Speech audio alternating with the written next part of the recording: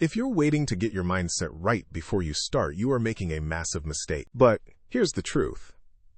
Your success mindset isn't a skill you build beforehand. It's the scar tissue you get from actually taking action. There's a sentence you've probably said to yourself at least once this year. I just need to get my mindset right, and then I'll start. Maybe it wasn't those exact words. Maybe it was, I need to feel more confident first.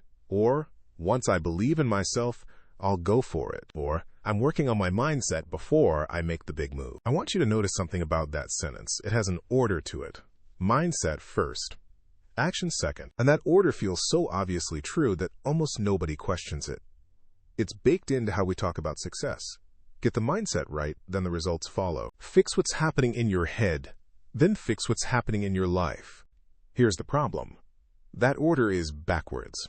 And I don't mean backwards like a nice reframe or an interesting way to look at it. I mean backwards in a way that once you actually see it, you can't unsee it.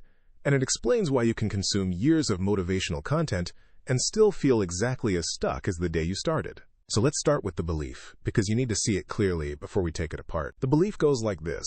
Successful people have a strong mindset, and that strong mindset is what allowed them to take the leap. They believed in themselves first. The confidence came, and then the action followed, like confidence was the fuel and action was the car. It's a reasonable thing to believe. It's also almost the opposite of what actually happened. Here's what nobody tells you. When you hear a successful person talk about their mindset, you are listening to a memory, not a plan. A memory. And memories are not reliable narrators of what someone felt before something happened. They're reliable narrators of what someone feels after it happened, projected backward. Ask a founder how they knew their business idea would work, and they'll usually give you a clean, confident story.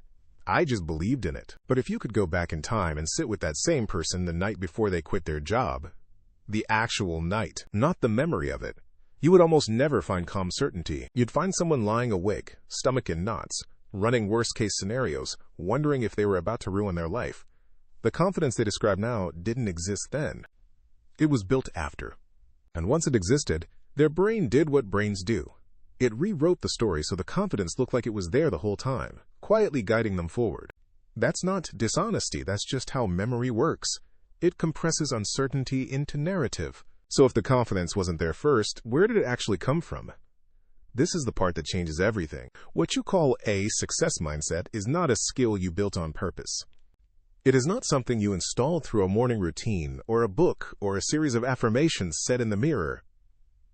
It is scar tissue. It is the leftover evidence of a moment you didn't back out. Think about the word scar for a second, because I chose it deliberately.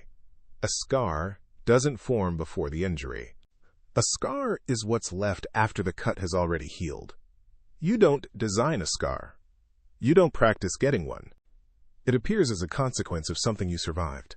And once it's there, it's proof, permanent and physical, that you lived through something that could have gone badly and didn't destroy you. That's what mindset actually is.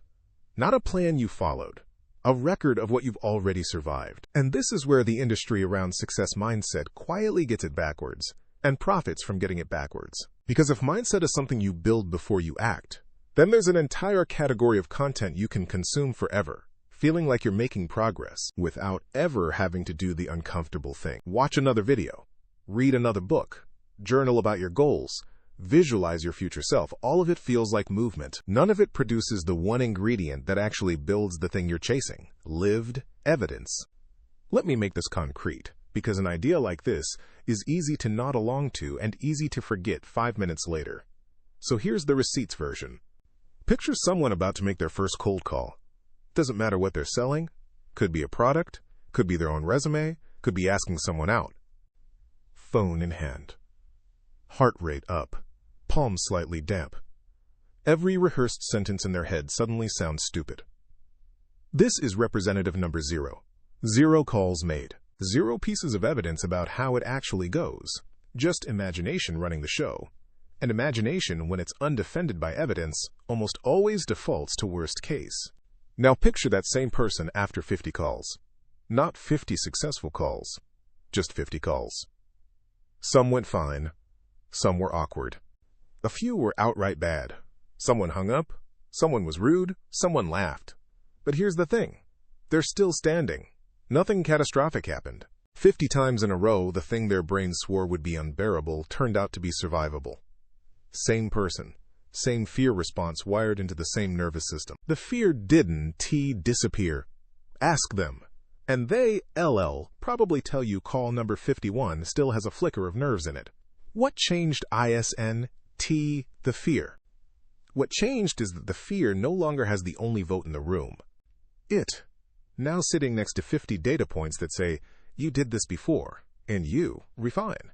0 reps, 0 evidence, fear runs unopposed.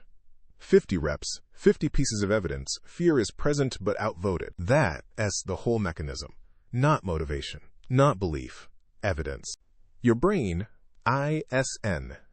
convinced by inspiration. Convinced by receipts. And this is why, fake it till you make it.